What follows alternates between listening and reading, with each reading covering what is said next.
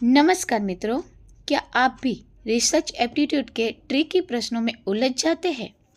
अब टेंशन खत्म, क्योंकि आज हम करने वाले हैं ऐसे दमदार एमसीक्यू की प्रैक्टिस जो यूजीसी, नेट, जीसेट और सभी एग्जाम में बार बार पूछे जाते हैं।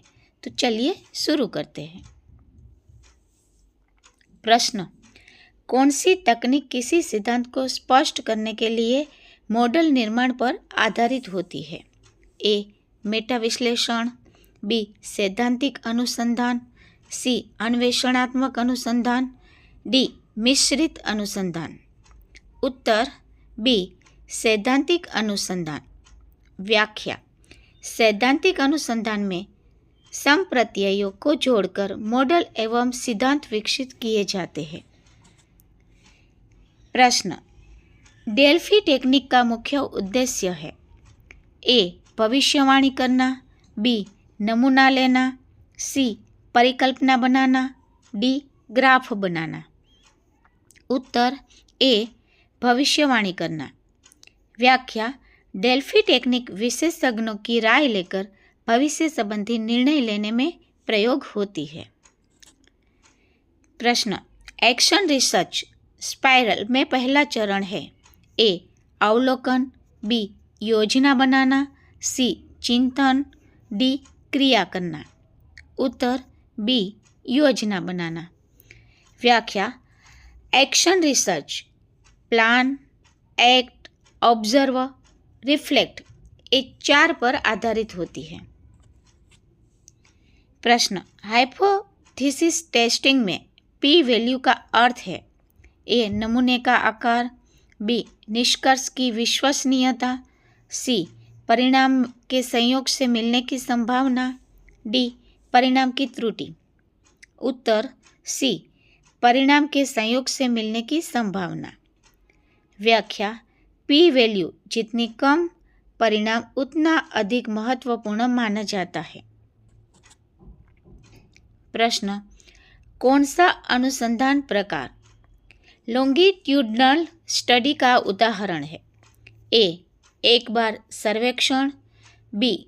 10 वर्षों तक बच्चों का विकास अध्ययन, सी.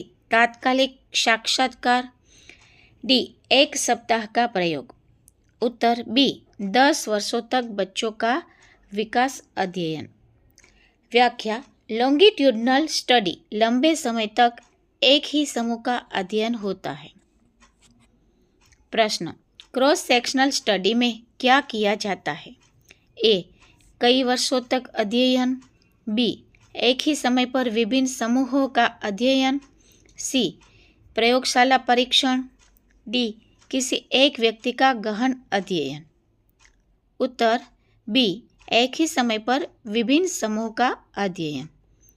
व्याख्या: क्रॉस सेक्शनल रिसर्च का एक समय बिंदु पर विभिन्न समूहों की तुलना करता है। प्रश्न: कौन सा अनुसंधान सबसे अधिक जनरलाइजेशन प्रदान करता है? ए.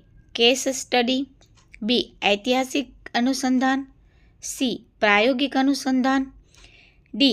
क्रियात्मक अनुसंधान। उत्तर सी. प्रायोगिक अनुसंधान। व्याख्या: प्रायोगिक अनुसंधान में नियंत्रित चर होते हैं, इसलिए निष्कर्ष अधिक सामान्यीकृत होते हैं। प्रश्न: एनोवा का उपयोग कब किया जाता है? ए. 2 माध्यों की तुलना, बी. 3 या अधिक माध्यों की तुलना, सी. आवृत्तियों की तुलना, डी. प्रतिशत की तुलना। उत्तर बी. 3 या अधिक माध्यों की तुलना।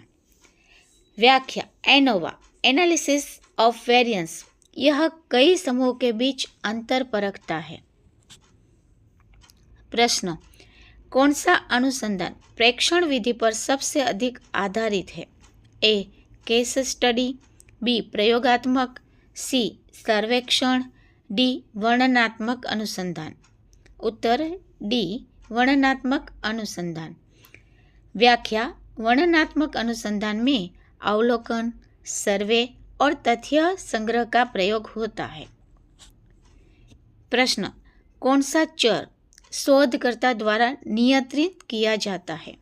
ए आश्रित चर, बी नियंत्रण चर, सी स्वतंत्र चर, डी द्वितीय चर।